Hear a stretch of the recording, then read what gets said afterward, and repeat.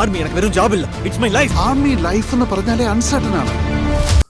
Hello C நம்ம சேனலில் வந்து இது வரைக்கும் நிறைய வீடியோஸ் யூபிஎஸ்சி ப்ரிப்பரேஷன் டிப்ஸு, என்ன படிக்கணும், எப்படி படிக்கணும், கொஸ்டின் ஆன்சர் ரைட்டிங், நிறைய விஷயங்கள் நம்ம சேனலில் டிஸ்கஸ் பண்ணியிருக்கோம். பட் இன்றைக்கி நம்ம பார்க்க போகிற இந்த விஷயம் வந்து நம்ம சேனலுக்கு வந்து கொஞ்சம் புதுசான ஒரு விஷயந்தான்.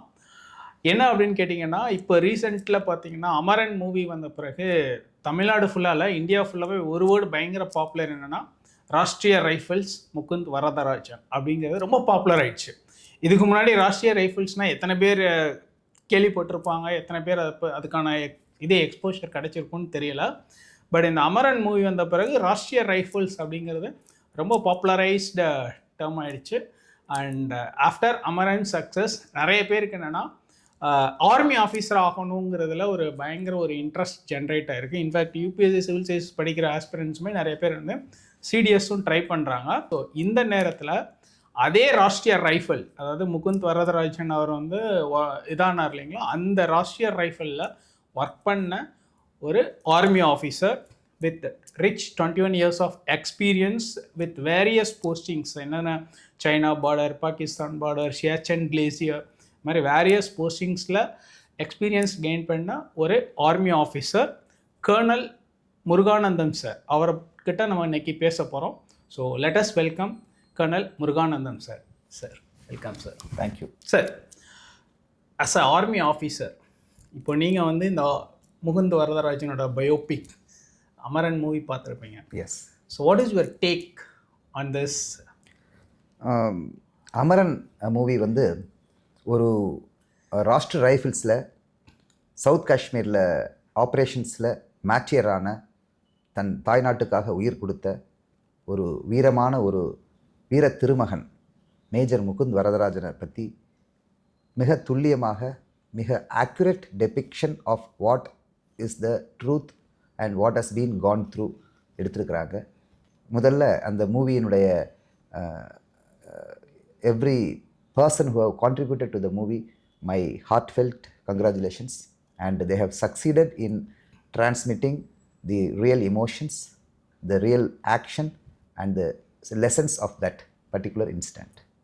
ஸோ இது ரொம்ப கர்வமும் பெருமையும் கொள்ளக்கூடிய விஷயம். and it's a very good positive development for the armed forces.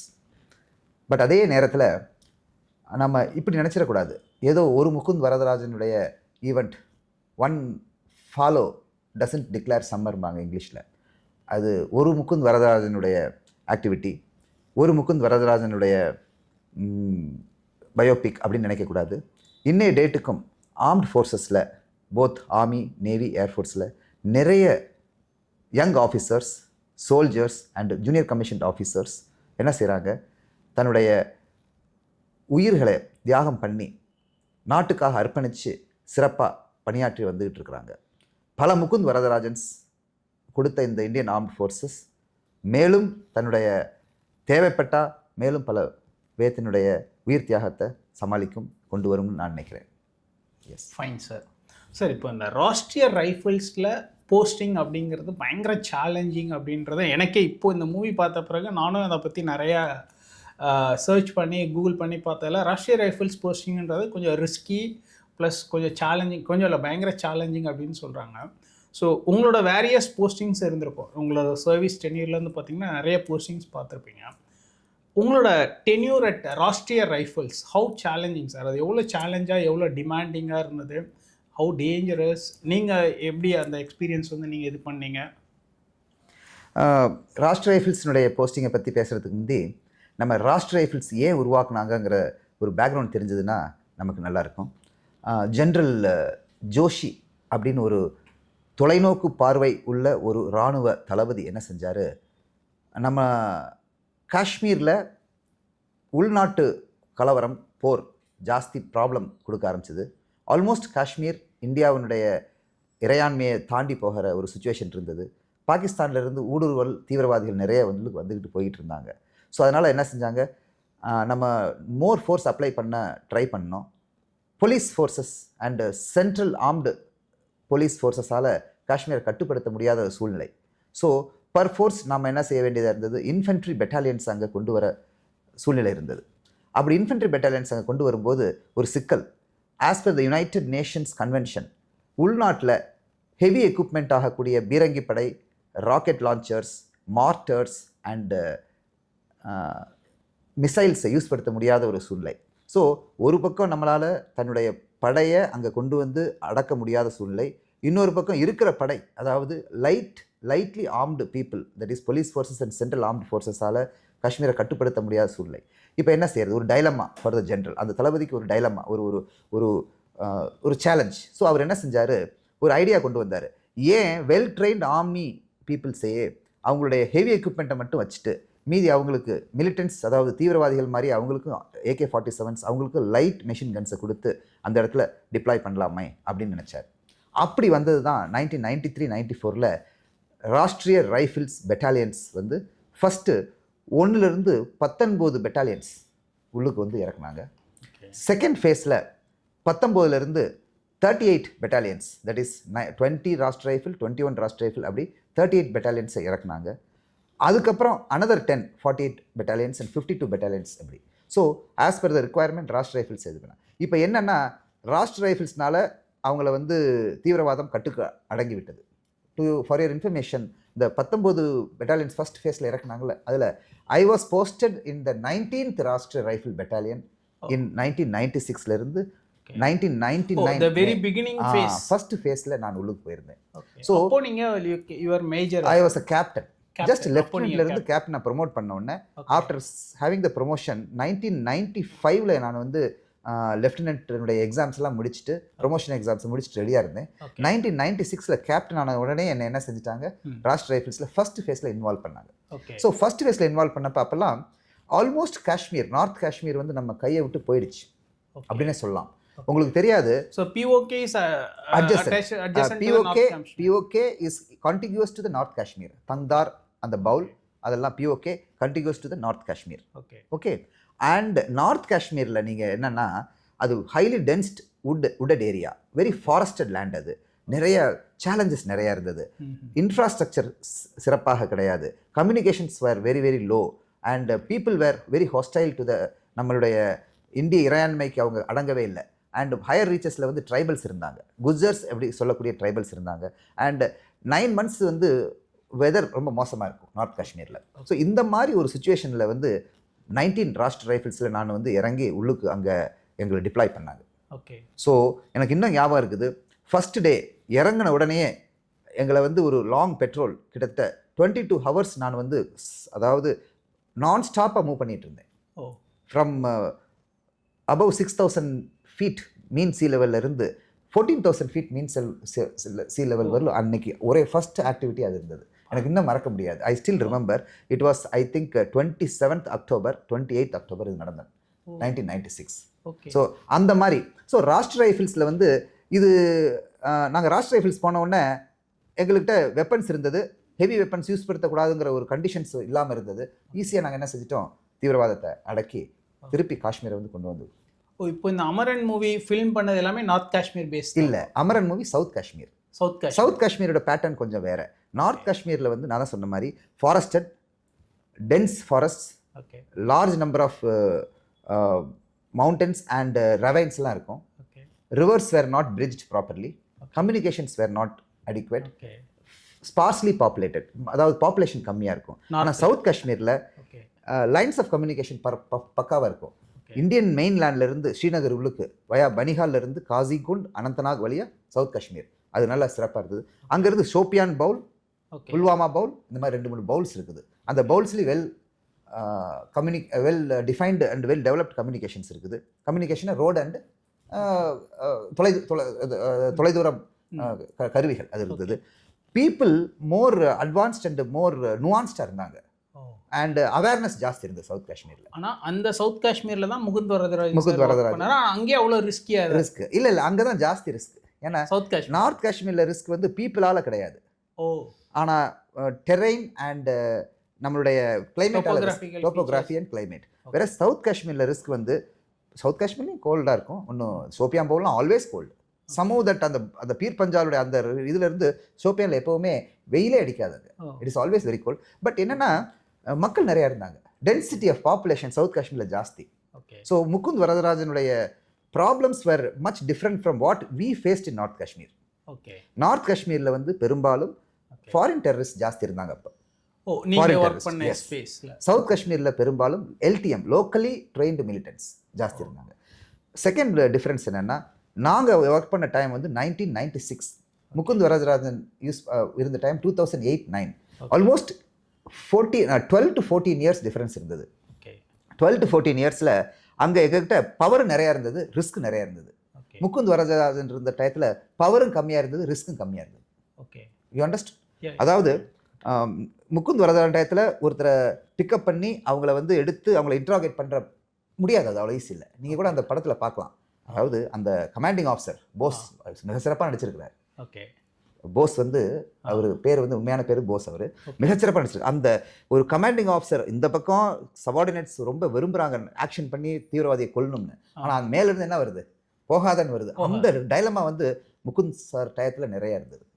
எங்கள் டயத்தில் அந்த மாதிரி இல்லை. We had a very fairly free approach to. டக்குன்னு என்ன செய்வோம், ஒரு மசூதி போயிட்டு உடனே அனௌன்ஸ் பண்ணுவோம், நாளைக்கு காலையில் எல்லாரும் யாரும் வெளியே போகக்கூடாது அனௌன்ஸ் பண்ணுவோம். உடனே டக்குன்னு கார்டன் பண்ணுவோம். கார்டன் என்னது, அந்த சுற்றி வளைச்சி இது பண்ணி மார்னிங் 4:30 எல்லா ஆம்பளைங்கெல்லாம் வெளியே வாங்க, பொம்பளைங்கெல்லாம் வெளியே வாங்க, 2 பேரும் ஸ்கூலுக்கு வந்துருங்க, இந்த ஸ்கூல் கேர்ள்ஸ் ஸ்கூலில் பொம்பளைங்கெல்லாம் சேருங்க, பாய்ஸ் ஸ்கூல் ஆம்பளைங்கெல்லாம் சேருங்க, டக்குன்னு போயிட்டு எல்லாத்தையும் சர்ச் பண்ணி வெளியே கொண்டு வந்துடுவோம்.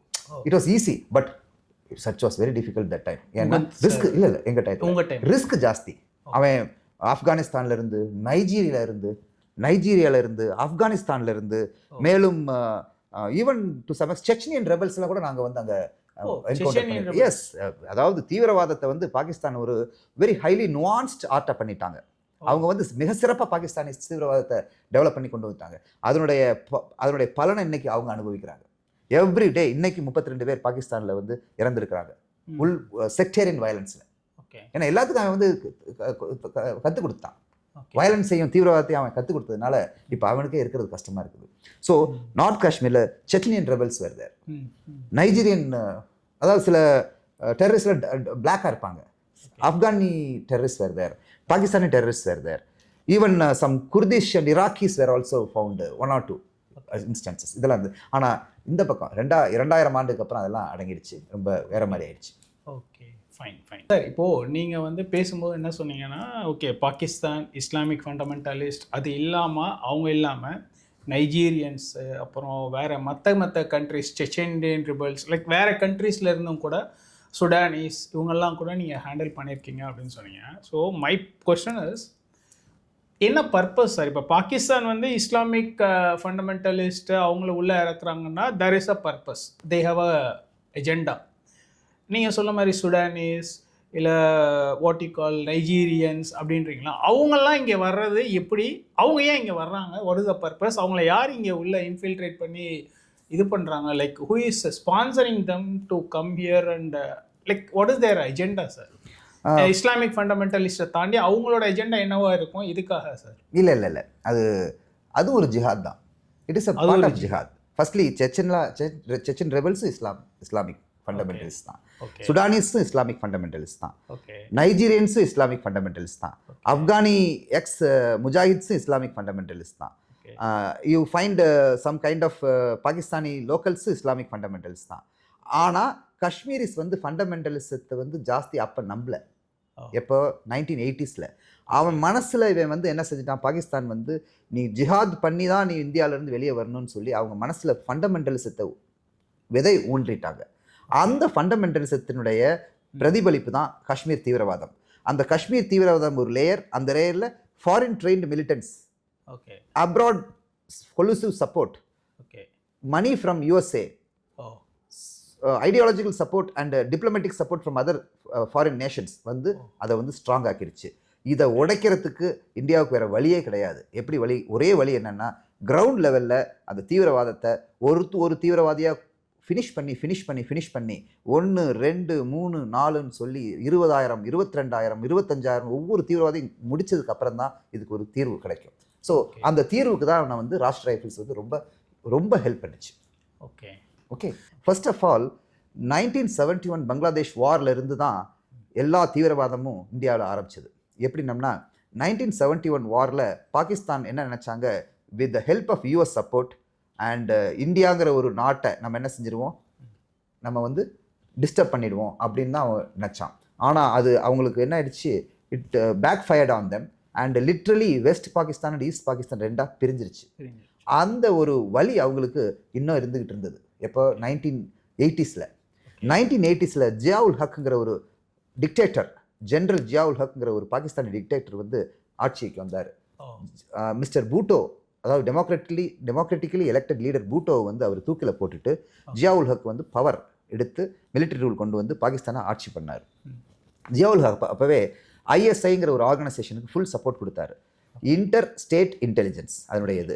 எப்படி அமெரிக்காவில் வந்து உளவு ஸ்தாபனம் CIA இருக்கிற மாதிரி, இஸ்ரேலில் உளவு ஸ்தாபனம் மொசாட் இருக்கிற மாதிரி, ரஷ்யாவில் உளவு ஸ்தாபனம் KGB இருக்கிற மாதிரி, இந்தியாவில் உளவு ஸ்தாபனம் ரிசர்ச் அனாலிசிஸ் விங் இருக்கிற மாதிரி, பிரிட்டனில் உளவு ஸ்தாபனமான MI5 அதாவது மிலிட்ரி இன்டெலிஜென்ஸ் விங் 5 இருக்கிற மாதிரி, இது வந்து ISI இன்டர் ஸ்டேட் இன்டெலிஜென்ஸ் அப்படிங்கிற ஒரு ஆர்கனைசேஷனை உருவாக்கி அந்த ஆர்கனைசேஷனுக்கு ஃபுல் பண உதவி, பொருள் உதவி அண்ட் ஐடியாலஜிக்கல் சப்போர்ட் கொடுத்தார்.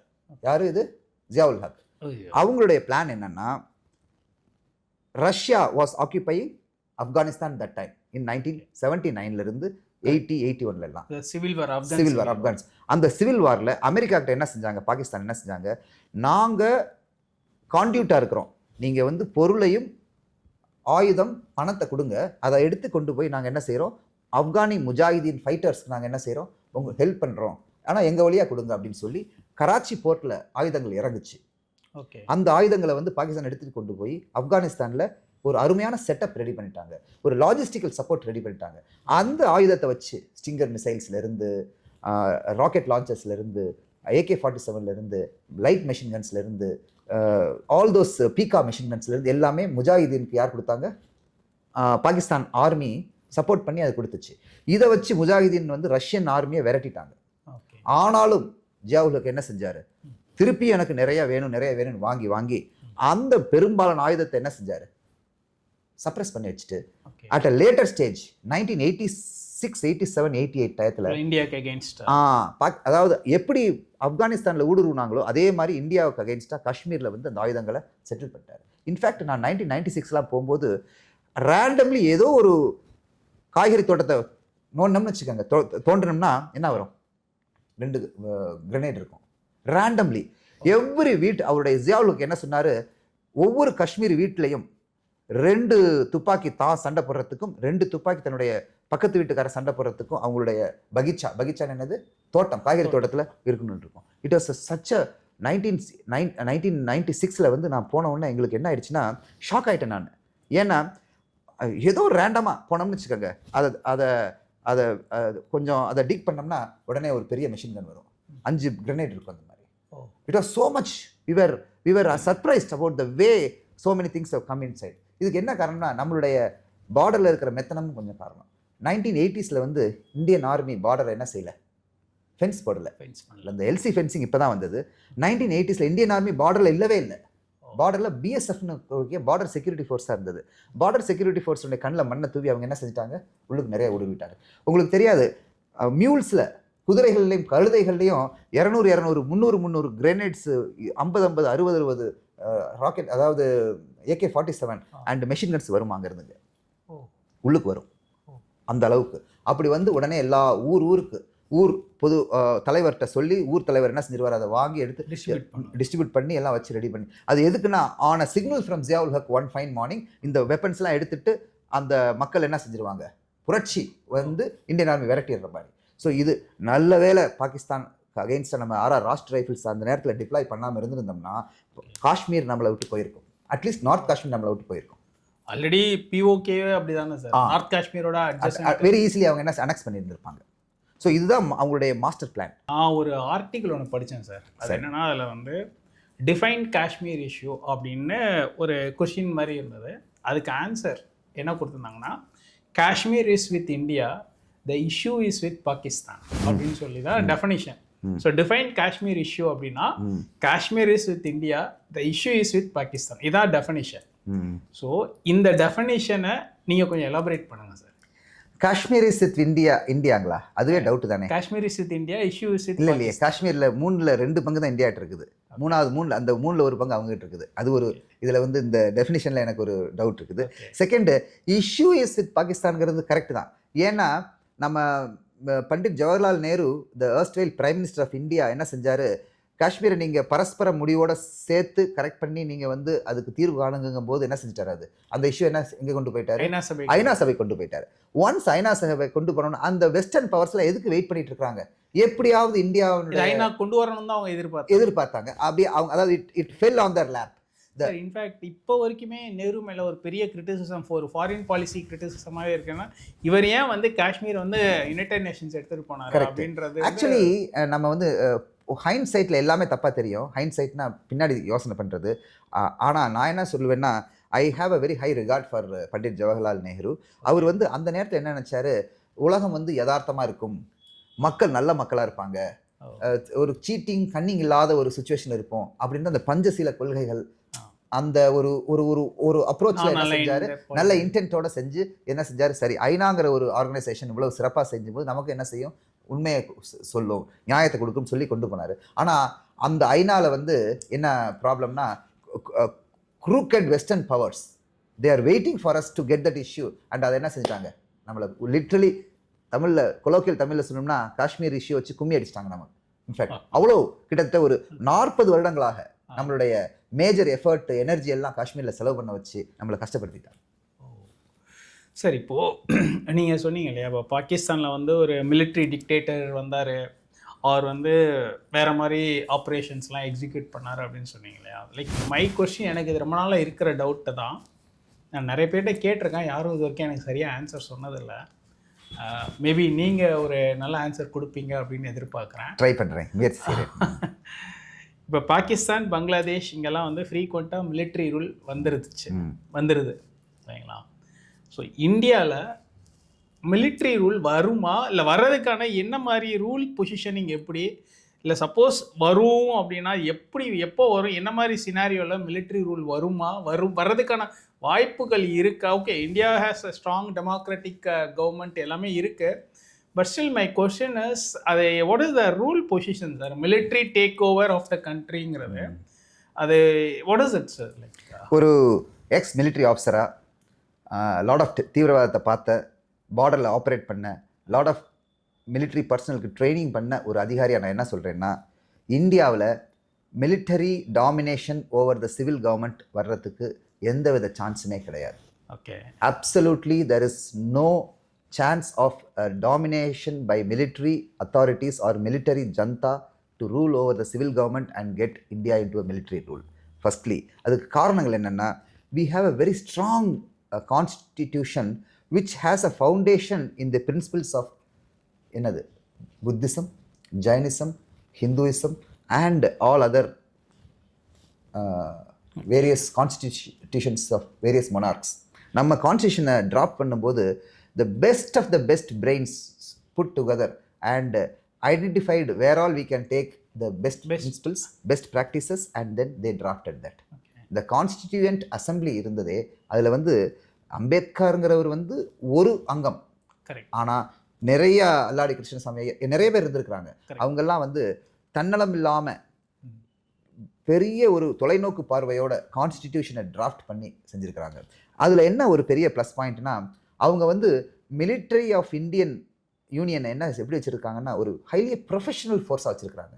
அவங்களுக்கு ஒரு தனி ஒரு ஒரு மேண்டேட், அவங்களுக்கு ஒரு தனி ஒரு ஒரு ஒரு டாஸ்கிங், அவங்களுக்கு ரிசோர்ஸஸ் எல்லாம் கிளியர் பண்ணி கொடுத்துட்டு மீதி இவங்களோட மிக்ஸ் பண்ண விடாமல் வச்சுருக்கிறாங்க.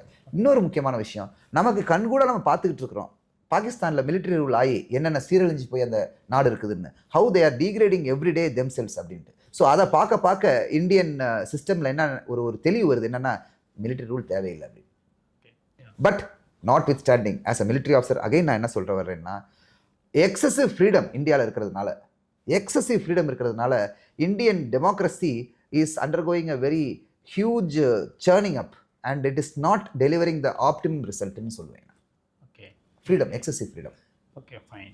இல்லை சார், இப்போது என்னோட கொஷினே என்னென்னா, there must be some kind of rule positioning. இல்லை எனக்கு தெரியலை, பாகிஸ்தானில், பங்களாதேஷில் ஒரு ஒரு ஒரு பர்டிகுலர் பாயிண்ட் ரைப்பன் ஆகும்போது தான் அங்கே மிலிட்ரி டேக் ஓவர். பாகிஸ்தான்லேயுமே டெமோக்ராட்டிக் கவர்மெண்ட் வருது, எலெக்ஷன் நடக்குது, பட் ஒரு பர்டிகுலர் பாயிண்டில் மிலிட்ரி டேக் ஓவர் நடக்குது. What is that particular point? How is that particular point reached? அது எப்படி அந்த பர்டிகுலர் பாயிண்ட் ரீச் ஆகுது? அதுக்கு அது மாதிரி லைக் ஏதாவது ரூல் பொசிஷன். இப்போ வந்து கான்ஸ்டிடியூஷனில் வந்து பார்த்தீங்கன்னா லோக்சபாவில் இத்தனை சீட் இருந்தால் இவங்கெல்லாம் இத்தனை எம்எல்ஏஸ் இல்லை MBS status what ever like state அசம்பிளியாக இருக்கலாம், இல்லை லோக்சபா இருக்கலாம், சிஎம் ஆகலாம், பிஎம் ஆகலாம் அப்படின்றதுக்கு சில ஃபேக்டர்ஸ் க்ரைட்டீரியா இருக்கு இல்லையா? நம்பர் பிஸ்னஸ் அப்படின்னு ஒன்று இருக்குது. கரெக்ட். ஸோ இப்போ பாகிஸ்தானில் அந்த மாதிரி மிலிட்ரி ரூல் வருது அப்படின்னா அந்த சிச்சுவேஷனுக்கான ஏதாவது ரூல் பொசிஷனிங்கில் மென்ஷனிங் இருக்கா, இல்லை அந்த மாதிரி ஏதாவது இருக்கா இந்தியாவுக்கு ஏதாவது ரூல் ஸ்டேட்டஸ்? நீங்கள் இதை வந்து பாகிஸ்தானை வந்து தரவை அனலைஸ் பண்ணோம்னா தான் நமக்கு தெரியும். பாகிஸ்தானில் வந்து first of all it's a small country, unitary government, not a federal government. மாகாணங்கள் இருக்குது, குவெட்டா மாகாணம் இருக்குது, நார்த் வெஸ்ட் ஃப்ரான்டியர் ப்ராவின்ஸ் இருக்குது, கராச்சி மாகாணம் இருக்குது, சிந்து மாகாணங்கள் இருக்குது, பலூச் மாகாணம் இருக்குது. ஆனால் அது வந்து இந்தியா மாதிரி ஃபெடரல் ஃபார்மேட் இல்லை ஒன்று. ஸோ இந்த options of federal format it is very easy to side change the power between military and civil. யூனிட்டரியா இருக்கனால இன்னும் கொஞ்சம் ஈஸி. நம்பர் 1. செகண்ட் வந்து பாகிஸ்தான் வந்து single theological nation, single religious nation. So single religious நேஷனில் என்ன ப்ராப்ளம்னா, if you are able to convince the theological heads you can capture the power. பாகிஸ்தானில் முல்லாஸ் அண்ட் மௌல்விஸை வந்து அவன் வந்து அந்த ஒரு ஜெனரல் வந்து தான் பக்கம் இழுத்துட்டாருன்னா கம்ப்ளீட் தேசத்தினுடைய பவர் எடுக்க முடியும். ஆனால் இந்தியாவில் அந்த மாதிரி முடியாது. இந்தியாவில் religion is totally separated from politics. Military is separated from administration. Administration is separated from legislature. Legislature is separated from judiciary. So எல்லாம் தனித்தனியாக இருக்குது. ஆனாலும் ஒரு இனம் புரியாத ஒரு பைண்டிங் இருக்குது. அந்த பைண்டிங் தான் constitution. So we are very strong as far as constitution is concerned. Even சிங்கப்பூரில் மிலிட்டரி ரூல் வரலாம், யூஎஸ்ல மிலிட்டரி ரூல் வரலாம், யூஎஸ்ஏல. ஆனால் இந்தியாவில் மிலிட்டரி ரூல் வர்றதுக்கு சான்ஸ் கிடையாது. It is a very very rarest of the rare occasion where there will be an opportunity to military for fine. Yes. Sir, எனக்கு இன்னொரு கொஸ்டின் என்ன அப்படின்னு கேட்டிங்கன்னா, இப்போது நான் வந்து ஒரு புக் அமெரிக்கன் சோல்ஜர்ன்ற புக்கு சாமுவேல் ஸ்டாஃப்னர் எழுதின ஒரு புக்கு. ஸோ அந்த புக்கை பார்த்து படிச்சிருக்கேன். லைக் அதில் ஒரு தீம், சென்ட்ரலைஸ்டு தீம் என்னென்னா, ஒரு ஆர்மி பர்சன், ஒரு ஆர்மியில் சர்வீஸ் பண்ணுற ஒரு ஆஃபீஸர், சோல்ஜர்ஸ், அவங்கெல்லாம் வந்து பார்த்திங்கன்னா அவங்களோட ஃப்ரெண்ட்ஸ் இருப்பாங்க இல்லையா, அவங்களோட ஃப்ரெண்ட்ஸ் வந்து சிவிலியன் லைஃப், அவங்க ஃபேமிலியோட குழந்தைகளோட ஹாப்பியாக சந்தோஷமாக வாழ்கிறாங்க. நம்மளால் போய் அந்த மாதிரி ஒரு ஹாப்பியான ஒரு சிவிலியன் லைஃப் வாழ முடியலை அப்படின்னு எப்போவுமே வந்து ஒரு ஏக்கத்திலே ஒரு லாங்கிங்லேயே இருப்பாங்க. இது எப்போவுமே இந்த ஆர்மி பீப்புளுக்கு இந்த ஒரு சைக் இருக்கும், இந்த ஒரு மென்டல் ஸ்டேட் இருக்கும் அப்படின்னு சொல்லி நிறைய நம்ம படிச்சிருக்கோம், கேட்டிருக்கோம். நிறைய ஆர்மி பீப்புள் பார்க்கும்போதும் அவங்களுக்கு அந்த ஒரு ஏக்கம் இருக்கும் அப்படின்றது கண்கூடாக நம்ம அப்சர்வ் பண்ணியிருக்கோம் இல்லைங்களா? ஸோ நீங்கள் ஆர்மியில் ஒர்க் பண்ணியிருக்கீங்க, ஆஃபீஸராக ஒர்க் பண்ணியிருக்கீங்க. அந்த ஏக்கம் உங்களுக்கு எப்படி இருந்தது, இல்லை அதை எப்படி பேலன்ஸ் பண்ணுறீங்க, இல்லை ஜென்ரலாக மற்ற army officials or soldiers or jawans இவங்கெல்லாம் அந்த ஏக்கம் இருக்கும்ல, அதை எப்படி பேலன்ஸ் பண்ணுறது? What is it like? அது எப்படி sir? First of all I would like to tell that இந்த ஒரு டிப்ரைவ்டு ஃபீலிங் இல்லைன்னு சொன்னோம்னா நான் போய் சொல்கிறேன்னு அர்த்தம். கட்டாயம் ஒரு டிப்ரைவ்டு ஃபீலிங் இருக்கும், கட்டாயம், நம்பர் 1. ஆனால் அதனுடைய level, degree of that feeling, deprivation, degree of that you know ஒரு ஒரு ஒரு டிஜெக்டட் ஒரு ஃபீலிங் எவ்வளவுன்னா மற்ற ஆர்ம்டு ஃபோர்ஸஸை விட இந்தியன் ஆர்மியில் ரொம்ப கம்மி. அதுக்கு காரணம் வந்து I will tell you. US army தன்னுடைய ஆர்ம்டு ஃபோர்ஸஸை டூரில் ஆப்ரேட் பண்ணுது. 2 years Vietnam tour, 1 year Iraq tour, 3 year Afghanistan tour அப்படின்னு. அந்த டூரில் ஆப்ரேட் பண்ணும்போது அந்த யூஎஸ் ஆர்மி பர்சனுடைய இன்வால்மெண்ட் வந்து இன்டென்ஸ் அண்ட் வயலண்ட் வார் ஜோனில் இருக்கிறான். இந்தியன் ஆர்மி அந்த மாதிரி கிடையாது. இந்தியன் ஆர்மியோட சிஸ்டம் 2 வருஷம் காஷ்மீரில் இருந்தால் அவனை வந்து 2 வருஷம் பீஸில் கொண்டு வர்றான். பீஸில் வந்து அவன் வந்து தன்னுடைய குழந்தைகள், தன்னுடைய மனைவி, தன்னுடைய எஜுகேஷன், தன்னுடைய ஸ்கில்ஸ் எல்லாம் டெவலப் பண்ணுறான். அழகாக அவன் கொண்டு வரான். அதுக்கு இந்தியன் ஆர்மியில் field posting, piece posting.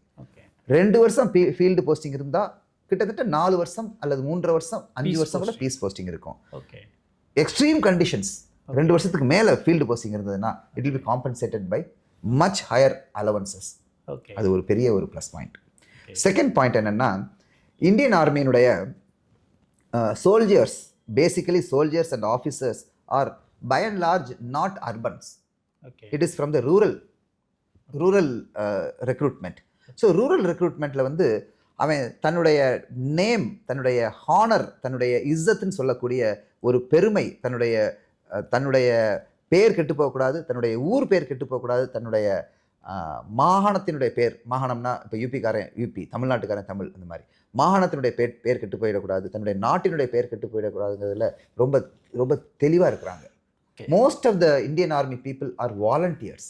Most of the US army people are draftees. டிராஃப்டீஸ்னு என்னது? இழுத்து பிடிச்சி 18 வயசு ஆயிடுச்சுடா, உனக்கு நீ எல்லாத்துலேயும் ஃபிட்டாக இருக்கிற, நீ நேராக வியட்நாம் போ, 18 வயசு ஆயிடுச்சு, 2 வருஷம் நீ வந்து ஆப்கானிஸ்தான் போ, அந்த மாதிரி ஒரு சிஸ்டம். இந்தியன் எல்லாருமே வாலண்டியரே அவனுக்கு தெரியும் இந்த இடத்துக்கு போனோம்னா இந்த ரிஸ்க் இருக்குது, பட் இந்த ரிஸ்கோட இந்த பெனிஃபிட்ஸ் இருக்குங்கிறதுனால சீர்தூக்கி பார்த்து இந்த வேலைகளை செய்கிறதுனால அவனோட ஆவரேஜ் இந்தியன் ஆர்மி சோல்ஜரினுடைய மென்டல் ஸ்ட்ரெஸ், நீங்கள் சொல்கிற அந்த டிப்ரைவ்டு ஃபீலிங் வந்து much lesser than within the threshold of normalcy இருக்குது. This is the answer. Yes, good. Maybe இந்த டைமென்ஷன் இப்போ நீங்கள் சொன்ன பிறகு தான் எனக்கே ஒரு கிளாரிட்டி கிடைச்சிருக்கு. இல்லாட்டி even I had that thought எப்படி அப்படின்ற. இப்போ ஃபார் எக்ஸாம்பிள் எனக்கும் அதாவது நான் இருந்த போஸ்ட் வந்து 19,400 feet ஹை சியாச்சின் கிளேஷியரில். It is we have to be there only for maximum for 30 days. 30 நாளைக்கு மேலே அங்கே இருக்க முடியாது. அந்த 30 நாளைக்கு எப்படின்னம்னா 12,000 feet ஒரு 10-15 நாள் இருந்துட்டு, 14,000 feet ஒரு வாரம் 2 வாரம் இருந்துட்டு, அதுக்கப்புறம் 16,000 feet ஒரு வாரம் இருந்துட்டு, அப்புறம் 19,000 feet கிராஜுவலி அக்ளமேட்டைஸ் ஆகி 19,000 feet வந்து 30 நாள் இருந்துட்டு, அப்புறம் திருப்பி கொஞ்சம் கொஞ்சமாக இறங்கணும். This is how I have to ஆக்கியூபை that Siachen post. ஆனால் எனக்கு டியூ டு சம் ரீசன் என்னோட ரிலீஃப் வராதனால எனக்கு இன்னொரு 30 நாள் எக்ஸ்டெண்ட் ஆகிடுச்சு. எனக்கு ரொம்ப கஷ்டமாக போச்சு, ரொம்ப ஃபீலிங்காக இருந்தது, டிப்ரிவேஷன். பட் என்னென்னா அப்போ வந்து நாங்கள் வந்து என்ன செஞ்சோம், எழுத்து இப்போ மாதிரிலாம் மொபைல்லாம் இப்போ கிடையாது. So we use to write inland letters, free armed forces letter. அந்த லெட்டர் எழுதுவோம். செகண்ட் வந்து ரேடியோ, அதாவது நார்த் இந்தியாவில் இருக்கிற ரேடியோ ஸ்டேஷன்ஸ் என்ன செய்யும், இந்த மாதிரி எங்களுடைய ரிக்குவயர்மெண்ட்ஸ், அதாவது நேர் விருப்பம் இருக்கு இல்லைங்களா, மொபைல் ஜென்ரலாக சியாச்சின்ல ஒர்க் ஆகுது சார். மொபைல் ஒர்க் ஆகாது, satellite phones are being used. We have satellite phones on certain things and then we have other, அதாவது சியாச்சின்ல வந்து military communication-ஐ வந்து பேட்ச் பண்ணி சிவில் கம்யூனிகேஷனோட லிங்க் பண்ணுவாங்க. சம்டைம்ஸ் we can ஆச்சுங்களா. ஆனால் நாங்கள் இருந்தப்போ மொபைலே கிடையாது. 1995 வந்து there was no mobile. So நாங்கள் லெட்டர் எழுதி அதாவது இவங்களுக்காக இந்த டெடிகேட் பண்ண எழுதுவோம். அந்த லெட்டருடைய ரேடியோ ஸ்டேஷன் என்ன செய்யும், அவங்க அந்த பாடல்களை போடுவாங்க. நீங்கள் தெரியும் நேர் விருப்பம், அதாவது வித் பாரதியெல்லாம் வரும் இல்லைங்களா.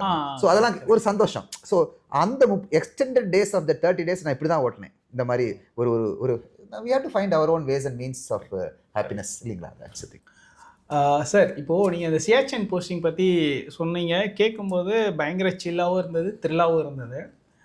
மை கொஸ்டின் என்னென்னா, அந்த மெட்டீரியல்ஸ் மேனேஜ்மெண்ட் அவ்வளோ ஹைட்டில், அவ்வளோ என்ன சொல்ல கிளேசியர் பண்ணி இருக்கிற அந்த இடத்துல மெட்டீரியல்ஸ் மேனேஜ்மெண்ட், லாஜிஸ்டிக்ஸ் சப்போர்ட். ஏன்னா இப்போ நீங்கள் வெஹிக்கிள்ஸ், ஃபியூவல்ஸ் எல்லாம் கூட பார்த்தீங்கன்னா ஒரு பர்டிகுலர் பாயிண்ட் ஆஃப் டெம்பரேச்சருக்கு மேலே ஃப்ரீஸ் ஆகிடும், right? Any kind of material you take there, like கஷ்டம் இல்லையா? லைக் இந்த மெட்டீரியல் மேனேஜ்மெண்ட், லாஜிஸ்டிக்ஸ் அப்படிங்கிறது in terms of food, in terms of fuel, anything you call, anything you name it, அது எப்படி sir, like how do you manage that? Siachen கிளேசியருடைய base கேம்ப்னு சொல்லுவோம். அது வந்து 12,000 அடி வரலும். அந்த 12,000 feet வரலும். சம்மரில் ரூட்ஸ் ஓப்பனாக இருக்கும், வின்டரில் ரூட்ஸ் க்ளோஸாக இருக்கும். ஸோ சம்மரில் என்ன செஞ்சுருவாங்க, அந்த ஆனுவல் ஃபோர்காஸ்ட் மாதிரி அந்த கம்ப்ளீட் எல்லா பொருள்களையும், அம்யூனிஷன்லேருந்து, ஃபியூவல்லேருந்து, டீசல், கெரோசின் அண்டு சாப்பாடு, ஃபுட் ஐட்டம்ஸ், ரேஷன், க்ளோதிங் எல்லாத்தையும் கொண்டு வந்து ஸ்டாக் பண்ணிடுவாங்க. 12,000 feet வரலும் மெட்டீரியல் போயிடும். ஆனால் ஒன்லி டியூரிங் சம்மர்ஸ் தான் இட் வில் மூவ். ஸோ சம்மரில் அட்வான்ஸ் வின்டர் ஸ்டாக்கிங் சொல்லி சம்மரில் ஸ்டாக் பண்ணிடுவாங்க. 12,000 feetலேருந்து 14,000 feet வரலும் மியூல்ஸ் என்ன செய்யும், அதை எடுத்து போவோம். மியூல்ஸ் என்னது, கழுதைகள், கோவேறு கழுதைகள், மியூல்ஸ் எடுத்துகிட்டு போவோம். போர்ட்டர்ஸ் எடுத்துகிட்டு போவாங்க. Some kind of snowmobile scooters இருக்குது, சம் கைண்ட் ஆஃப் செயின் வச்சிருக்கிற சில மொபிலிட்டிஸ் வெஹிக்கிள்ஸ் இருக்குது, அதை எடுத்து போவோம். 14,000 feet. 14,000 feetக்கு அப்புறம் ஜென்ரலி என்ன செஞ்சுருவாங்க, நீட் பேசிஸில் தான் எடுத்து போவாங்க. நீட் பேஸில் ஹையஸ்ட் ப்ரையாரிட்டி என்ன வரும், அம்யூனிஷன். ஏன்னா அம்யூனிஷன் வச்சு தான் எதிரியை அடிக்க முடியும். Second, after ammunition comes what, kerosene. ஏன்னா கிளேஷியரில் வந்து டெம்பரேச்சர்ஸ் -40 வரலும் போயிடும். -40ல பெட்ரோல் டீசல் எல்லாமே உறைஞ்சிரும். ஃப்ரீஸ் ஆயிடும். So only liquid which we find in the common use, not kerosene, freezing and usable operatable என்னன்னா kerosene. kerosene freeze ஆகாது. kerosene freezing point -56 degree. So kerosene 56 கிளேஷியரில் நான் இருந்த இதில் வந்து ஒரு I was unfortunately I stayed in glacier from December 10லேருந்து March 21 வரல இருந்தேன். ஸோ சம்வேர் இன் February அந்த கெரசின் ஃப்ரீஸ் ஆயிடுச்சு. கெரசின் ஃப்ரீஸ் ஆனோன்னு எங்களுக்கு என்ன ப்ராப்ளம்னா அந்த ஃப்ரோசன் கெரசின் எப்படி ஹீட் பண்ணுறது? So we had to use our file இருக்குல்ல, பேப்பர் தான் எரித்தோம். பேப்பரை எரித்து கெரசினை என்ன செஞ்சோம், அன்ஃப்ரீஸ் ஸ்டாப் பண்ணிவிட்டு அந்த கெரசின் வந்து -56 வரலும் தாங்கும். ஜென்ரலி சேச்சினில் -20 -25 -40 வரலும் தான் இருக்கும். அது ஒன்றும் பெரிய கெரசின்றது பிரச்சனை இல்லை. ஸோ இப்போ ஃபார் எக்ஸாம்பிள் அந்த கெரசினை எடுத்துட்டோம்னு வச்சுக்கோங்க, நாங்கள் ஒரு கிளாஸ் சுடுதண்ணி வேணும்னா ஃபர்ஸ்ட் என்ன செய்வோம், we go out of our bunker and take ice axe தெரியுமா, ஒரு பக்கம் முள்ளும் ஒரு பக்கம் கரண்டி மாதிரி இருக்கும். ஐஸ் ஆக்ஸை வந்து ஐஸ் வால் இருக்கும், blue ice, thousands of years வந்து ஐஸ் பண்ணி அது கிளேஷியல் ப்ளூ ஐஸ் ஆகிடும். அதை அடித்தோம்னா அது நம்மளை திருப்பி அடிக்கும். ஷூட் பண்ணோம்னா புல்லட் உள்ளுக்கு போகாது அந்த அளவுக்கு. அதை வெட்டி ஒரு ஒரு ஒரு பெரிய ஒரு பாத்திரத்தில் அதை எடுத்துகிட்டு வந்து அதுக்கப்புறம் கெரசினை போட்டு ஹீட் பண்ணோம்னா 1 மணி நேரம் ஆகும் அந்த ஐஸ் வந்து உருகி தண்ணி ஆகிறதுக்கு, இப்போ கோல்டு வாட்டர் ஆகிறதுக்கு. இன்னும் ஒரு அரை மணி நேரம் அந்த கோல்டு வாட்டர் வந்து ஹாட் வாட்டர் தண்ணி குடிக்காம தான் இருக்கணும். ஸோ நான் வந்து தண்ணி குடிக்கணும்னு 6 மணிக்கு தண்ணி குடிச்சிட்டு மார்னிங் அப்ளூஷன்ஸ் போகணும்னா என்னுடைய ஹெல்ப்பரும் சரி நானும் சரி 4 மணிக்கு எந்திரிச்சு இந்த வேலையை ஆரம்பிக்கணும். 4 மணிக்கு எந்திரிச்சு வேலையை ஆரம்பித்தாதான் 6 மணிக்கு ஒரு மக் ஒரு பக்கெட் தண்ணி ரெடி ஆகும். அந்த தண்ணி ரெடி ஆகிட்டு ப்ரஷ் எல்லாம் பண்ணிவிட்டு அதுக்கப்புறம் திருப்பி 6:30க்கு வேலையை ஆரம்பிச்சோம்னா தான் 8 மணிக்கு என்ன செய்ய முடியும், நம்ம மேகியை வந்து என்ன செய்ய முடியும், ரெடி பண்ண முடியும் சாப்பிட்றதுக்கு. அதுக்கப்புறம் 8-9 மணி ஒரு மணி நேரம் கழிச்சு 9 மணிக்கு ஆரம்பித்தாதான் 11 மணிக்கு டீ குடிக்கிறதுக்கு ரெடி பண்ண முடியும். So this is the biggest problem there. So it's a totally different ball game அது. அந்த மாதிரி சுச்சுவேஷனில் வந்து ஸோ ஃபர்ஸ்ட் ப்ரையாரிட்டி என்னது, அப்படி இருந்தும் அவன் பாகிஸ்தான்காரன் எங்களுக்கு மேலே குண்டை போடுவான். இது குண்டை போட்டோன்னா எல்லா வேலையும் அண்டர் கிரவுண்டில் நடக்கும். அண்டர் கிரவுண்ட் எப்படின்னா பனி மேலேயும் பனி கீழேயும் பனி. ஸோ ஒரு கொஞ்சம் ஹீட் 0 டிகிரிக்கு மேலே போயிடுச்சுன்னா பனி என்ன ஆகும், முருகி நம்ம மேலே விழுவும், நினைச்சிரும். ஸோ 0 டிகிரிக்குள்ளேயே வச்சிருக்கணும். அதை இந்த எல்லா வேலைகளும் 0 டிகிரிக்குள்ளேயே வச்சிருக்கணும் ஆம்பியன்ட் டெம்பரேச்சர். அப்போ என்னென்னா இங்கே ஹீட் பண்ணி இங்கேயே வெரி க்ளோஸாக அந்த பாத்திரத்தை வச்சு அங்கேயே இந்த ஹீட் வந்து அங்கே மேலே இருக்கிற வால்க்கு போகக்கூடாது. வால் போனால் என்ன ஆகிடும், பனி உருகி நம்மள மெல்ட் ஆகிடும். மெல்ட் ஆகி உடஞ்சாலும் கேவினாலும் ஆகிடும். So this is the major issue. So அந்த லாஜிஸ்டிக்கலி பார்க்கும்போது ஃபர்ஸ்ட் அண்ட் ஃபார்மோஸ்ட் இஸ் அம்யூனிஷனுக்கு ஹையஸ்ட் ப்ரையாரிட்டி. அது ஹெலிகாப்டரில் வந்துடும், ஏர் ட்ராப் பண்ணுவாங்க, மனுஷன் கொண்டு வருவான், மியூல்ஸ் கொண்டு வரும், எது வேணாலும் கொண்டு வரும். ஆனால் அம்யூனிஷன் வந்தே ஆகணும். ஒவ்வொரு போஸ்ட்லேயும் அம்யூனிஷன் வந்தாகணும். அம்யூனிஷனுக்கு அப்புறம் செகண்ட் மோஸ்ட் இம்பார்ட்டன்ட் ப்ரையாரிட்டி என்ன தெரியுங்களா, கெரசின் வந்தே ஆகணும். Kerosene is the life line. சில நேரங்களெல்லாம் நாங்கள் கயிறு கட்டி இழுத்துருவோம் கெரசின், அதுக்கு வச்சிருக்கிறோம் சிலது கயிறு கட்டி அந்த ஜெரிக்கேனை வச்சு இழுத்துருவோம். Everywhere you will find jerrycans. 20 litre jerrycan தான் எல்லா இடத்துலையும் இருக்கும் சியாச்சினில். ஏன்னா அதை வச்சு தான் என்ன செய்ய முடியும், நம்ம வாழ்க்கையை ஓட்டணும். கெரசின். அடுத்த ப்ரையாரிட்டி என்னது, மெடிசின்ஸ். அதுக்கு அடுத்த priority battery for equipment, radio sets, communication, battery, try battery, இந்த மாதிரி. ஸோ இந்த ப்ரையாரிட்டி வைஸ் போகும். கடைசி ப்ரையாரிட்டி தான் என்ன வரும், நம்ம சாப்பாடு. எனக்கு சாப்பிட்றதுக்கு மனசே இருக்காது. Everything is what, already packed food, எல்லாம் டின்டு ஃபுட்டு. அப்படியே டின்னை உடைக்கிறோம், ஹீட் பண்ணுறோம், சாப்பிட்றோம். Precooked meals, tinned foods, இந்த மாதிரி தான் நடக்கும். ஸோ ஜென்ரலாக ஹெல்த் வைஸ் எப்படி sir, how do you manage? Yes tinned food வந்து ரொம்ப இந்த மாதிரி ஒரு எக்ஸ்ட்ராடினரி ஆல்மோஸ்ட் ஸ்பேஸ் லைக் கண்டிஷனில் நம்ம இருக்கும்போது நம்மளுடைய ஹெல்த் வந்து ரொம்ப மோசமாகும். சியாச்சினில் இன்வால்வ் ஆகிறவங்க, சியாச்சினில் ரொம்ப நாளைக்கு இருக்கிறவங்களுடைய ஃபஸ்ட்டு டேமேஜ் வந்து ப்ரோட்டீன் ரொம்ப கம்மியாயிடும், அவங்களுடைய body protein. So loss of weight, loss of hair and கால்சியமே இருக்காது. பச்சை காய்கறிகள் சாப்பிடாதனால நமக்கு என்ன, வைட்டமின் கால்சியம் இல்லாதனால லாஸ் ஆஃப் டீத், இதெல்லாம் வந்து ஆமாம், loss of weight, loss of muscle mass, loss of hair, loss of teeth. இது வந்து நார்மலி இருக்கிற ஒரு ப்ராப்ளம் சியாச்சினில். இது இல்லாமல் ஹாப்போ அண்ட் ஹாக்கோன்னு இருக்குது, ஹை ஆல்டிடியூட் பல்மோனரி எடிமா. அப்படின்னா நம்ம பிரீத்தபிலிட்டி இல்லை லங்ஸில் வந்து தண்ணி சேர்ந்து all within 2 hours he will die. அதே மாதிரி ஹை ஆல்டிடியூட் பல்மோனரி ஹாக்கோ, ஹை ஆல்டிடியூட் செரிபிரல் எடிமா. செரிபிரல்னா நம்ம மூளை இருக்கு இல்லைங்களா, மெனிஞ்சஸ்க்கும் மூளைக்கு நடுப்புற இருக்கிற இடத்துல தண்ணி சேர்ந்துடும், சேர்ந்து அது சில்லாகி ஆளை க்ளோஸ் பண்ணிடும். ஹாப்போ ஹை ஆல்டிடியூட் பல்மோனரி ஒடிமாங்கிறது வந்து ஒரு அட்லீஸ்ட் ஒரு 6 hour 8 hour வரலும் தாங்கும். ஆனால் ஹாக்கோ இருக்குல்ல, high altitude cerebral oedema, immediately within 20 minutes 30 minutes all close ஆகிடும். You will do loss of temperature ஆகும், லாஸ் ஆஃப் பல்ஸ் ஆகும், படபடப்பாகும், டக்குன்னு என்னன்னா பார்த்தோம்னா he will die. ஸோ ஜென்ரலாக அங்கே போஸ்டிங் அனுப்புறதுக்கு முன்னாடி ஹெல்த் கண்டிஷன்லாம் பார்த்து there will be a strict medical checkup, there will be a strict dental checkup and there will be a strict overall physiological checkup இருக்கும். பட் இருந்தாலும் அங்கே இருக்க conditions are beyond normal. It is almost space like conditions, uncontrolled. ஒரு தடவை எனக்கு இன்னும் ஞாபகம் இருக்குது, அது Tibetan New Year. I think Tibetan New Year generally falls on March 12 or 13 நினைக்கிறேன். மார்ச்.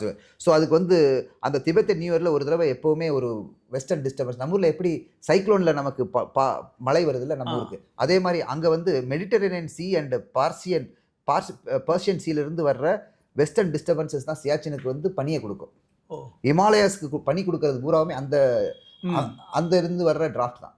அதாவது மெடிட்டரேனியன் சீலேருந்து உருவாகிற க்ளவுட்ஸு அண்ட் பர்ஷியன் கல்ஃப்லேருந்து உருவாகிற clouds over Pamir mountains and Iranian மவுண்டன்ஸோட வந்து அங்கே வந்து என்ன ஆகும், நம்ம ஊரில் எப்படி பேட் வெதர் ஆகுது இல்லை, இப்போ சைக்ளோன், இப்போ 27-28 நவம்பர் சைக்ளோன்னு ஃபோர்காஸ்ட் பண்ணுறாங்க. அந்த மாதிரி அங்கே ஸோ அந்த மாதிரி 15 days சைக்ளோன் ஃபோர்காஸ்ட் பண்ணிட்டாங்க அங்கே.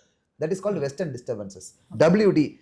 WDங்கிறது அங்கே அனௌன்ஸ் ஆயிடுச்சுன்னா எங்களுக்கெல்லாம் ஆடி போயிடுவோம், கதிகலங்கி போயிடுவோம். ஏன்னா all things will be stop. Firstly air movement will not be there, ground movement will be very difficult, lot of people will fall sick, temperature will go down very badly. And not only that, அதை விட ஒரு பெரிய விஷயம் என்னென்னா, பனி பேஞ்சு பனி என்ன ஆகிடும் சேர்ந்து, பனினா ஸ்னோ வந்து அக்யூமுலேட் ஆகி snow will start falling and triggering avalanche. அது ஒரு பெரிய ப்ராப்ளம் கிளேஷியரில். நம்ம பாட்டு போயிட்டு இருப்போம், திடீர்னு என்ன ஆகிடும், பனி மேலே உருகி என்ன ஆகிடும் வந்துடும். ஸோ பனி நிறைய பெஞ்சாலும் அவலான்ச் இதாகிடும், அதே மாதிரி வெயில் நிறைய அடித்தாலும் அவலான்ச் ஆகிடும். ஏன்னா பனி உருகி மெல்ட் ஆகி அது ஸ்லிப் ஆகிடும். So many difficulties are there in glacier. So that's very challenging and challenging becomes very demoralizing when your time is extended from even ஒரு நாளும் அவ்வளோ கஷ்டமாக இருக்கும். நாங்கள் என்ன போனோன்னு என்ன எழுதிடுவோம், எங்கள் பெட்டுக்கு, அதாவது பெட்டு மாதிரி ஒன்று இருக்கும், அதுக்கு முன்னாடி எழுதிடுவோம் 30 daysனா days left to go home, DLTGHன்னு எழுதிடுவோம். ஃபர்ஸ்ட் டே 30 இருக்கும், அதை அடிச்சிருவோம். அடுத்து நெக்ஸ்ட் டே முடிஞ்சதுன்னா 29 அடிப்போம். ஒவ்வொரு நாளும் நாங்கள் என்ன ஒரு மொரால் பூஸ்டிங்காக இருக்கும். ஆனால் நான் வந்து டேஸ் லெஃப்ட் கோ ஹோம் 5 நாள் இருக்கும்போது அவன் வரணும், யார் என்னுடைய ரிலீஃப் வந்தால் தான் நான் வந்து 1வது நாள் போக முடியும்.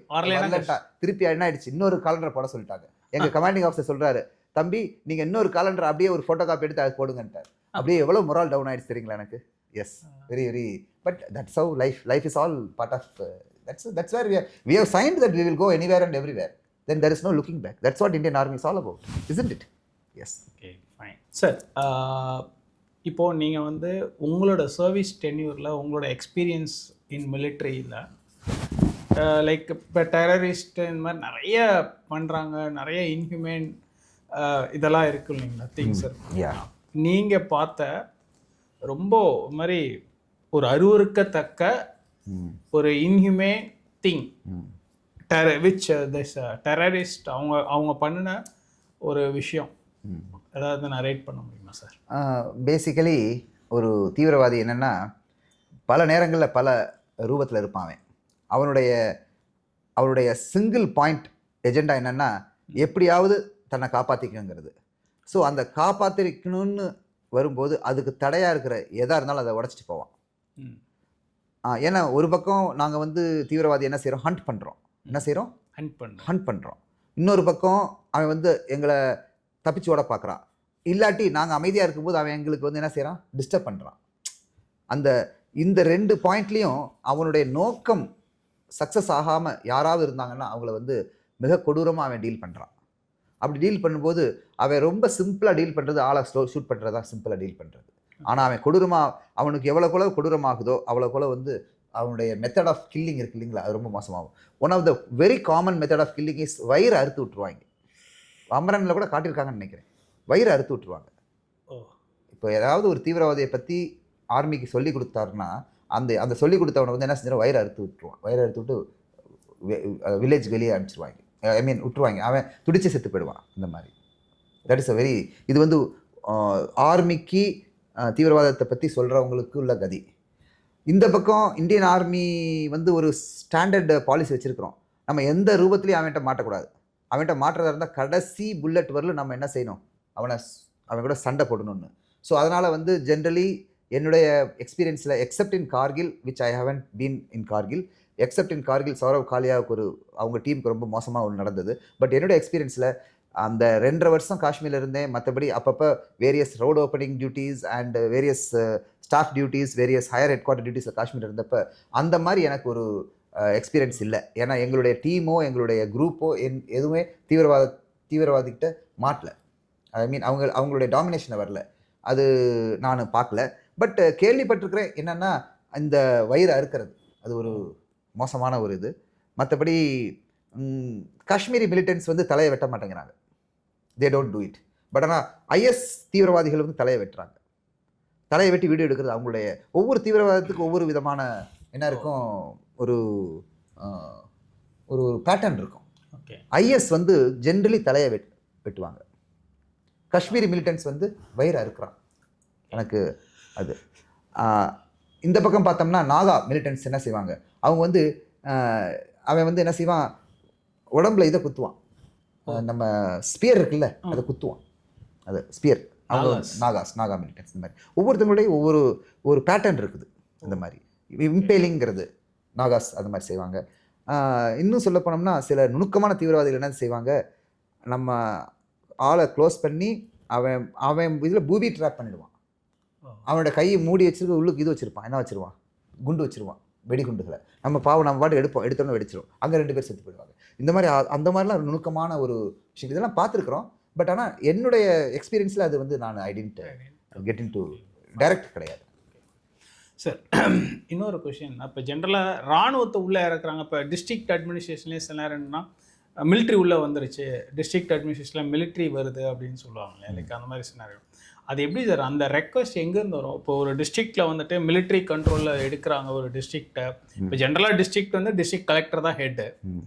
இப்போ டிஸ்ட்ரிக்ட் கலெக்டர் ஹெட்டாக இருக்கிறாரு, ஆனால் அந்த மிலிட்ரி உள்ளே வருதுன்னா அது எப்படி அந்த ப்ராசஸ், யார் அந்த ரெக்வஸ்ட் மிலிட்ரி உள்ளே இருக்கிறது யார், எங்கே இந்த ரெக்வஸ்ட் வருது? சப்போஸ் மிலிட்ரி வந்து ஒரு டிஸ்ட்ரிக்டை கண்ட்ரோல் எடுக்குதுன்னா அப்போ அங்கே கலெக்டர் என்ன பண்ணுவார், கலெக்டருக்கும் மிலிட்ரிக்குமான interaction, how the process happens? ரொம்ப interesting, nice question, very good question for the students also. இதில் வந்து என்னென்னா, இப்போ ஒரு டிஸ்ட்ரிக்ட் இருக்குன்னு வச்சுக்கோங்க, அந்த டிஸ்ட்ரிக்டில் you are aware of the various organs of the district. ஒரு டிஸ்ட்ரிக்டில் யார் எக்ஸிக்யூட்டிவ் ஹெட், கலெக்டர்.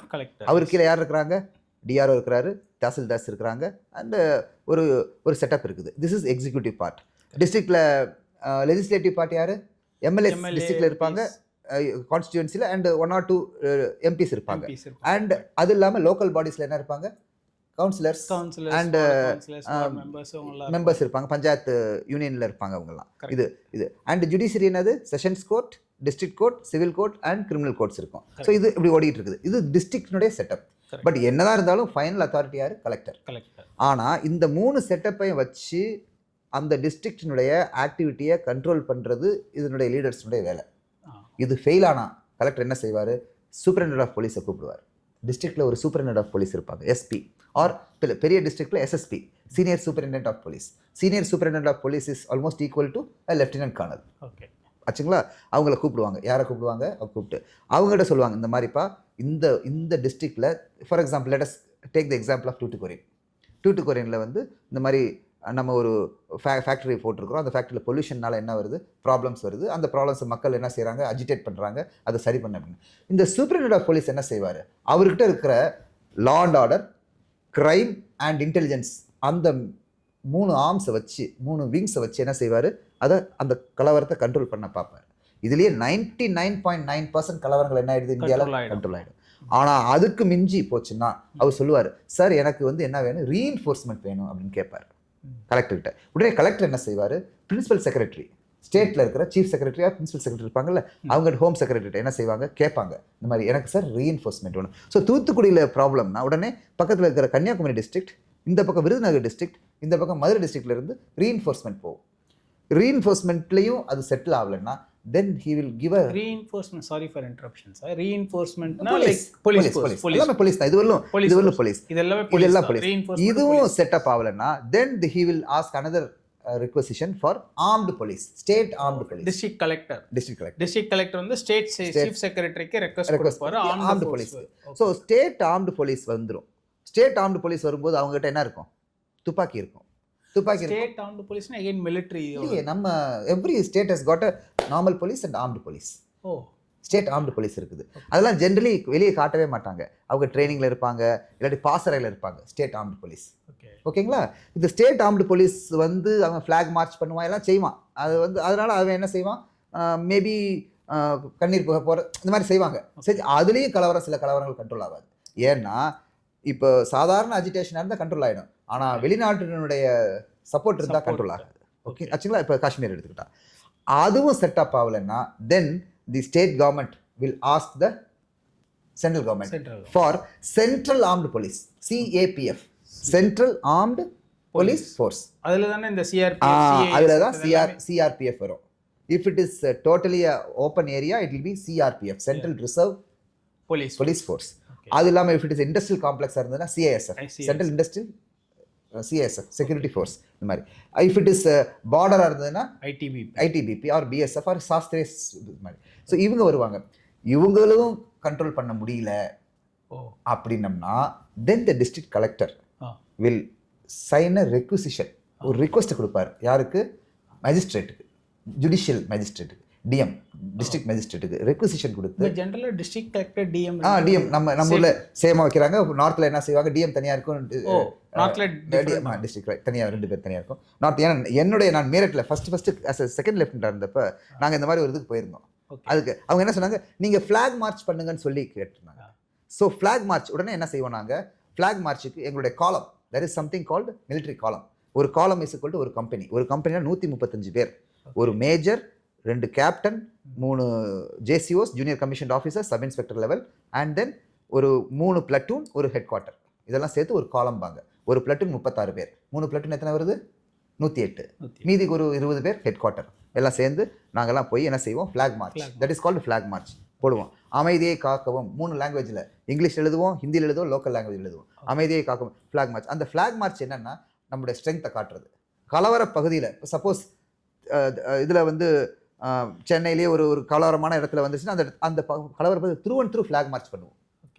இதுலேயும் என்ன ஆகிடும், 99% என்ன ஆகிடும், அடங்கிடும். ஸோ இந்த ப்ராசஸ்க்கு பேர் requisition for army. Okay, so district கலெக்டருக்கு வந்து அந்த பவர் இருக்கு டு ஆஸ்க் த சீஃப் செக்ரட்டரிக்கு ஒரு காப்பி அண்ட் லோக்கல் மிலிட்டரி யூனிட்டுக்கு ஒரு போட்டுருவாங்க. இதெல்லாம் வந்து லோக்கல் மிலிட்டரி யூனிட்னா ஆமாம், அங்கங்கே நாங்கள் எப்படி டிஸ்ட்ரிக்ட் அட்மினிஸ்ட்ரேஷன் எப்படி எல்லா இடத்துலையும் இருக்குதோ அந்த மாதிரி ஒரு ஒரு ஒரு ஸ்டாட்டிக் ஃபார்மேஷன் இருக்குது ஆர்மியில். அது வந்து அங்கங்க வச்சிருக்கு. நிறைய பேருக்கு தெரியாது சிவிலியன்ஸ்க்கு நிறைய பேருக்கு அந்த மாதிரி ஒரு ஸ்டாட்டிக் ஃபார்மேஷன்ஸ் இருக்கும். அந்த ஸ்டாட்டிக் ஃபார்மேஷனுடைய ஹெட்டுக்கு கொடுப்பாங்க. புரியுதுங்களா? அதுக்கு வந்து ஸ்டேஷன் ஹெட் குவார்ட்டர்னு ஒன்று இருக்குது. அந்த ஸ்டேஷன் ஹெட் குவார்ட்டர் அந்த ஸ்டாட்டிக் ஃபார்மேஷன் கண்ட்ரோல் பண்ணும். ஸ்டாட்டிக் ஃபார்மேஷன் என்ன செய்யும், அது எல்லா இடத்துலையும் ஸ்டாட்டிக் ஃபார்மேஷன் இருக்காது, தேவையில்லாத இடத்துல இருக்காது. இப்போ ஸோ இது வந்து டிஸ்ட்ரிக்ட் கலெக்டரோட பவர். இப்போ ஒரு ஆர்மி வேணும்னு ரெக்வஸ்ட் கேட்கறதுக்கு டிஸ்ட்ரிக்ட் கலெக்டர் சொன்னோன்னு அவங்க வந்துட மாட்டாங்க. இல்ல, அது டெஃபினட். எங்க இதுல இருந்து இங்க ஸ்டாட்டிக் ஃபார்மேஷன் ஹெட் குவார்ட்டர் எங்க இருக்குதோ அது ரெக்வஸ்ட் அங்க இருந்து ஃபார்வர்ட் ஆகும். கலெக்டர் வந்து அங்க ஃபார்வர்ட் பண்ணுவார். ஸோ ஸ்டாட்டிக் ஃபார்மேஷன் அங்க இருந்து என்னவோ இந்த அங்க இருக்க யூனிட் இருக்குங்களா, அந்த யூனிட்டுக்கு சொல்லுவாங்க. இந்த மாதிரி this is how the process, requisition process happens. This is called requisitioning. Fine. And requisitioning லாம் ஆர்மி ஒன்றும் செய்யக்கூடாது. We cannot go into the. So அது வந்து district head as a district. இதுல இன்னொரு சின்ன விஷயங்கள் இருக்குது. இந்த ரெக்விசிஷன் பண்ணதுக்கு அப்புறம் போலீஸ் வந்து என்ன செய்யும், கண்ணீர் புகை போடும். ஆர்மி இதெல்லாம் எதுவுமே செய்யாது. எங்களுக்கு எய்ம்டு சிங்கிள் ஷாட் ஃபயர்மா, ஒரு ஷாட் சிங்கிள் ஷாட் எய்ம்டு ஃபயர்மா. அதுலேயே 99.99% என்ன ஆகிடும், கலவரம் இதாகிடும். ஏன்னா கூட்டம் இருக்குது, ஒரு பொட்டு விழுவுறான், உடனே என்ன ஆகும், கண்ட்ரோல் ஆகிடும். ஒன்று அது ஒன்று. ஆனால் அட் நோ காஸ்ட் என்ன செய்யக்கூடாது, பர்ஸ்ட் மோட்ல. ஏன்னா அவங்க வந்து எதிராளி கிடையாது, misguided our own people. So அதனால் அந்த மனிதாபிமானத்தை வைக்கணும். ஆனால் மனிதாபிமானம்னு சொல்லி என்ன செய்யக்கூடாது, இன்னெஃபெக்டிவ் ஃபயர் பண்ணணும். இந்த இதில் என்னது என்ன செய்யறது, வானத்தை சொல்லி சுடுறது, முட்டிக்கு கீழே சுடுறது, எல்லாம் aimed fire on single aimed fire on the probable leader. அவ்வளோதான். இது வந்து ஏதாவது இது நார்மலி இதுவரை நடக்கல. எக்ஸ்ட்ரீமா போனதுக்கு அப்புறம் இல்ல, சும்மா ஜஸ்ட் வாண்டட் டு நோ. ஏன்னா ஆஸ்பிரன்ஸுக்கும் அது தெரிஞ்சுக்கிட்டா அவங்களுக்கு தெரியும் என்ன ஒரு டிஸ்ட்ரிக்ட் கலெக்டர்னா என்ன மாதிரியான ரோல் அப்படின்றதுக்கு இது ஒரு எக்ஸாம்பிள். பட் அது it should be aimed fire, not வானத்தை சுத்தி இது இல்லை, aimed fire and single shot. Okay, fine sir. லாஸ்ட்டாக ஒரு கன்க்ளூடிங்காக ஒரு கொஸ்டின் என்ன அப்படின்னீங்கன்னா, ஒரு போலீஸ் ஆஃபீஸர், IPS போலீஸ் ஆஃபீஸராக சிவிலியன் அட்மினிஸ்ட்ரேஷனில் ஒர்க் பண்ணுறாங்க. ஒரு ஆர்மி ஆஃபீஸராக like starting from lieutenant captain அந்த மாதிரி அந்த ஒரு சேனல் ஆஃப் ப்ரொமோஷன் அப்படின்னு ஒன்று இருக்குது. இங்கே வந்து பார்த்தீங்கன்னா எஸ்பி அப்படி ஒரு சேனல் ஆஃப் போஸ்ட். இப்போ ஃபார் எக்ஸாம்பிள் லெஃப்டினன்ட் கர்னல்லாம் டிஜிபி ரேங்க்கு equivalent, SSP senior superintendent of police. Okay fine. In rural. So fine. இந்த மாதிரி இருக்கு இல்லையா கம்பேரிசன், ஒரு army officer versus IPS police officer in terms of powers, in terms of என்ன சொல்ல டியூட்டிஸ், ரெஸ்பான்சிபிலிட்டிஸ்.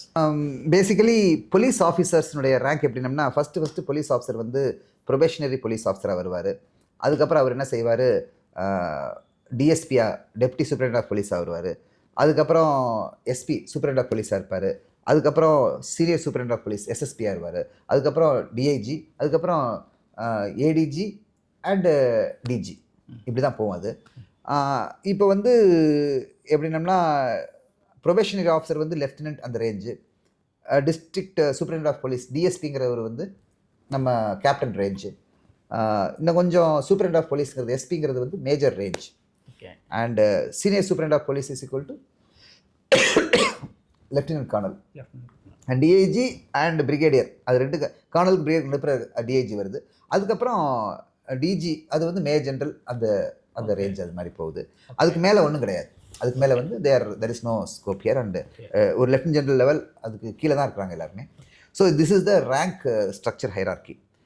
நெக்ஸ்ட்டு டாஸ்கிங் எப்படின்னம்னா policing வந்து ரொம்ப ரொம்ப மெச்சூர்டு அப்ரோச் வேணும் போலீஸிங்க்கு. ஆர்மிக்கு அப்படி கிடையாது. தெளிவாக இது அடிக்கணும்னா எங்களுக்கு சொல்லிடுவாங்க, நாங்கள் அடிக்கணும், அவ்வளோதான், தட்ஸ் ஆல், நத்திங். அதில் வந்து பின் விளைவுகளை நாங்கள் பார்க்க வேண்டிய அவசியம் இல்லை. ஆனால் போலீஸ் அப்படி கிடையாது. அரசியல்வாதியும் சரி ஜட்ஜும் என்ன செய்வாங்க, நீ அடிக்கணும் ஆனால் அவங்களுக்கு அடிபடக்கூடாது, இதை லா அண்ட் ஆர்டரை மெயின்டைன் பண்ணணும் ஆனால் யாருக்கும் தொந்தரவு வரக்கூடாது. ஆர்மிக்கு அப்படி கிடையவே கிடையாது. இந்த இடத்துல கட்டுக்கடன் எங்களுக்குலாம் ரொம்ப தெரியாதான் சொல்கிறேன்ல. 1996 நான் வந்து அந்த Vilgam block, still I remember, Vilgam block is the block in north Kashmir Kupwara செக்டரில். எனக்கு தெளிவாக இருந்தது, இந்த ஊரில் நீ என்ன செய்யறியோ தெரியாது, but I want all the weapons in the village to be removed. We removed around 298 weapons, around 500 odd grenades வந்து எடுத்தோம். அதுக்கு என்ன மெத்தடை யூஸ் படுத்தாலும் யாரும் எங்களுக்கு சொல்ல மாட்டாங்க. ஏன்னா அந்த பாயிண்ட் அந்த கவர்மெண்ட் சொல்லும்போது எல்லாத்துக்கும் கட்டுக்கு மீறினதுக்கு அப்புறம் தான் எங்களை கூப்பிட்றாங்க. So we will only focus on task completion, we will not focus on methods. ஆனால் இவங்க அப்படி கிடையாது. இவங்க டாஸ்க்கும் கம்ப்ளீட் ஆகணும் அண்ட் மெத்தடும் கரெக்டாக இருக்கணும். Very very extremely complex job for police officers. I salute their patience and perseverance. ஏன்னா எப்படின்னம்னா அதான் சொல்கிறேன்ல, நீங்கள் வேலையும் நடக்கணும் ஆனால் யாருக்கும் தொந்தரவு வரக்கூடாது. Very difficult actually, very difficult actually. எங்களுக்கு அப்படி கிடையாது. இந்த என்ஜேபி 9842லேருந்து என்ஜேபி 9846 இந்த 200 பாயிண்ட்ஸை நீங்கள் என்ன செய்யணும், டே அண்ட் நைட் யார் உள்ளுக்கு வராத பார்த்துக்கணும். இப்படி தான் கிளியராக இருக்கும், தெளிவாக இருக்கும் அந்த மாதிரி. பட் இவங்களுக்கு அப்படி தெளிவே கிடையாது. Sir, one more question. What is the role of army officers in foreign policy making? Foreign policy inputs. Army officers, army-oda role in terms of foreign policy. இப்போ Indo-Pakistan relation, Indo-China relationsனா diplomats, Indian foreign service officials இருக்காங்க, diplomats இருக்காங்க, Ministry of External Affairs, இதெல்லாம் okay. இது ஒரு பாத், இது ஒரு channel. Army ஆஃபீஸர்ஸுக்கு இந்த foreign policy மேக்கிங்கில் என்ன role sir? First of all over the world we have our embassies. You are aware of it. Yeah. In each embassy, our IFS, Indian Foreign Service officers are there. Yes. And their setup is there. Co-located with that setup is a post called Defense Attaché. Oh, embassy-oda சேர்த்து. Co-located. Okay. Or military attaché, or naval attaché, or air attaché. Oh. Depending on what is the role of that country with our country.